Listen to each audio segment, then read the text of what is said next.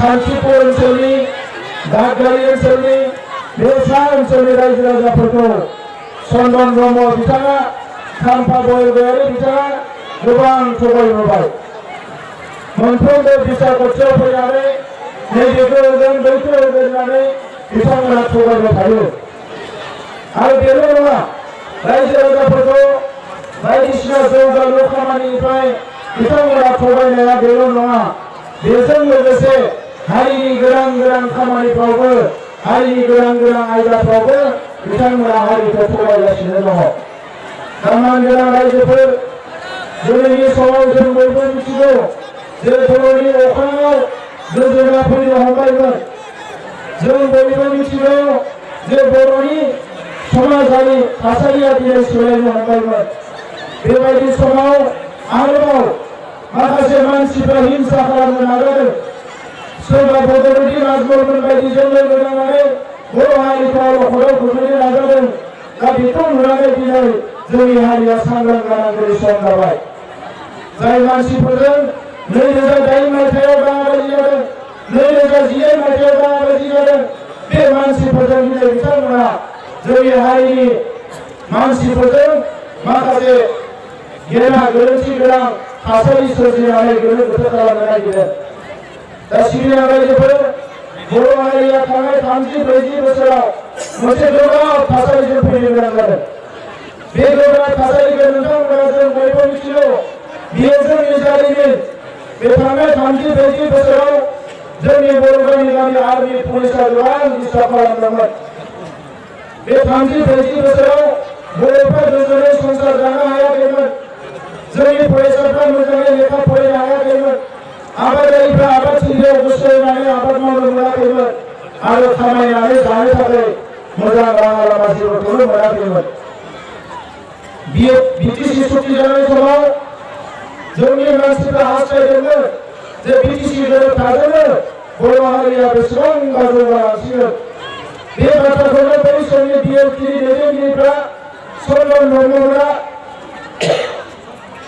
रायजो राजाफोरनि गेजेराव फोसावदोंमोन कि जोङो भिक्ट्रि जाबाय, देरहाबाय, जोंनि गेजेराव जौगानाया फैसिगोन, जोंनि गेजेराव गासैबो रोखोमनि जेंनाफोरा जोबसिगोन। नाथाय बे 19 बोसोराव जि बिटिआरनि सासनमोन, बेवहाय आइ आफा रायजो राजाफोरनि जेबो जेंनायानो जोबाखै।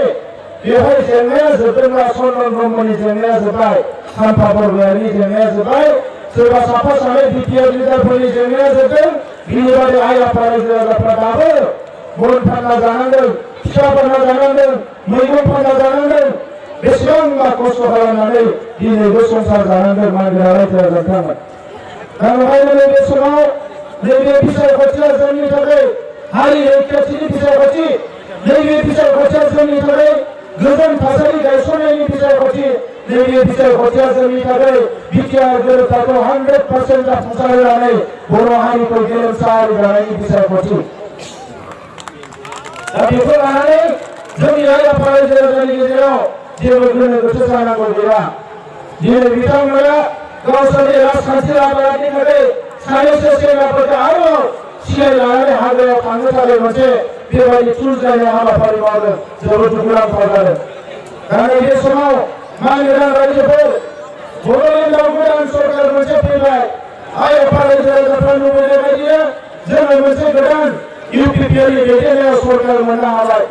आरो दिनै बे सा ओनसोलखौ नोजोर होनो थाखाय, जोथोन लानो थाखाय सासे मेंनो रोङै जोहोलाव बिथां रन्जित बसुमतारी फेरेंगाखौ दिनै जोंनि गभर्नमेन्टनि सासे पावारफुल इयुन महरै जों गायसननानै सारा बड'लेण्डआव गोख्रों खामानि मावगासिनो दङ।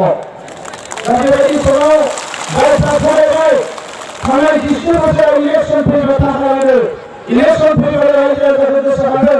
बे चन्दन ब्रह्ममोना हाग्रामा महिलारिमोना दिनै फिन रायजोफोरखौ थगायनो माखासे फानजारि सागासिनो दङ।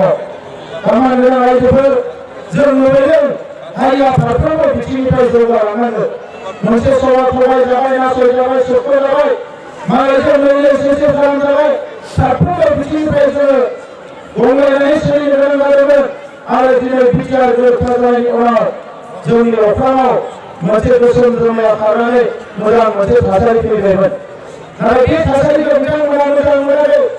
जोंनि ओनसोलाव कलेज इउनिभारसिटि गायसन जादों जोंनि मानसिफोरा हा हुनि मोनथायखौ मोनसिगोन बेफोरखौ बिथांमोना मोजां मोनाखै आरो बेनिखायनो BTR गोरोबथानि हेंथायै गसंगासिनो दङ जाय BTR गोरोबथाया हाजार मानसि थैनानै मोननाय MDPआ 30 बोसोर सोमावसारनानै बे गोरोबथाखौ मोननाय एबसुनि सोमावसारनायजों बे गोरोबथाखौ मोननाय आइ आफा रायजो राजाया सानदुं अखा खामजानानै रेल लामा जोबथेनानै बे गोरोबथाखौ मोननो हादों बे गोरोबथाखौ दिनै सनमान ब्रह्म हाग्रामामोना सोंखारिगासिनो दङ नाथाय रायजोफोर जोङो जिपिअ फिल्माव बे गोरोबथाखौ 100% जोङो इमप्लिमेन्ट खालामनानै बाहायनांगोन आरो बे गोरोबथानि हेंथायै जाय गसंदों बिथांमोनखौ जों माब्लाबाबो जोङो बिथांमोनखौ सिगाङाव गसंहोनो हानाय नङा जों बिनिफ्राय गोजान खालामनांगोन नङाब्ला जोंनि हारिया बेवहायनो लामा आन्दायनो गोनां जागोन दा नैबे समाव सरकार दानायनि उनाव जोङो माखासे हाबाफारि आखायाव लादों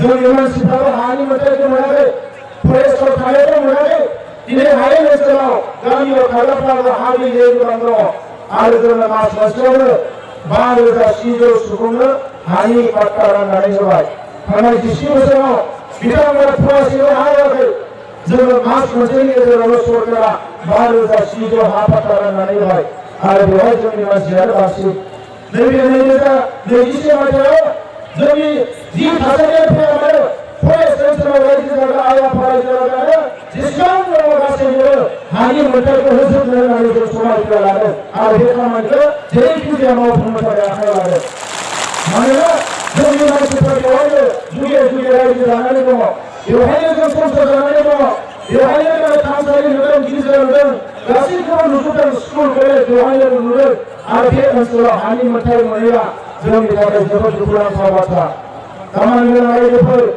थांनाय 20 बोसोराव टारगेट फरगेटनि साख्रिनिफ्रायबो लाख थाखा होनो गोनां जादोंमोन दा बेवहायनो एबार जोङो दाखालि गोदान सरकार फैनायनि उनाव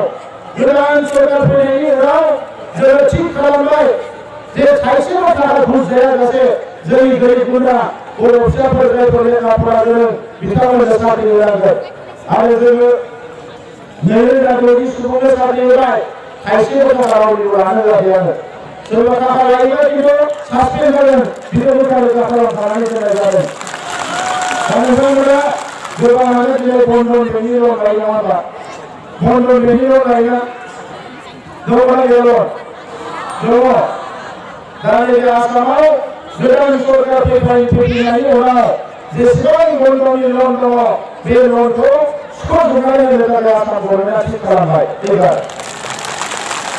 दा बेजों लोगोसे कलेजाव थानाय फरायसाफोर फरायसुलिफोरनो स्कुटि होदों फरायसाफोरनो साइकेल होदों जोङो बड'लेण्ड गभर्नमेन्टआ आरो आसाम गभर्नमेन्टनिफ्राय मटर साइकेल होबावदों आरो बेजों लोगोसे कलेजाव थाग्रा फरायसाफोरनो 2011 मायथाइनिफ्रायनो सानसेयाव 100 रां होनाय जादों कलेजाव सोलिनो थाखाय आइजोफोरनि थाखाय सेल्फ हेल्प ग्रुपफोरनो 75,000 रां होनानै जों फोसावदोंमोन इलेक्सननि सिगाङाव खामानि गोनां रायजोफोर दिनैसिम मोनब्रै जिल्लायाव 4,600 सेल्फ हेल्प ग्रुपनो NRAनिफ्राय 50,000 आरो जोंनि गभर्नमेन्टनिफ्राय 30,000 रां होनायनि बेबस्था खालामनाय जाबाय 4,600 बे फार्स्ट फेज सेकेन्ड फेजआव नोंथांमोननियाव फैगोन थार्ड फेज फैबावगोन जोंनि आइजोफ्रा माबा मोजाङै मान इज्जतजों माबा मोनसे खामायनानै जानो हानाय राहा लामा फैनांगोन आइजोफ्रानो न'खरखौ बेङो आइजोफ्रा फुंनिफ्राय मोनासिम खस्थ' खालामो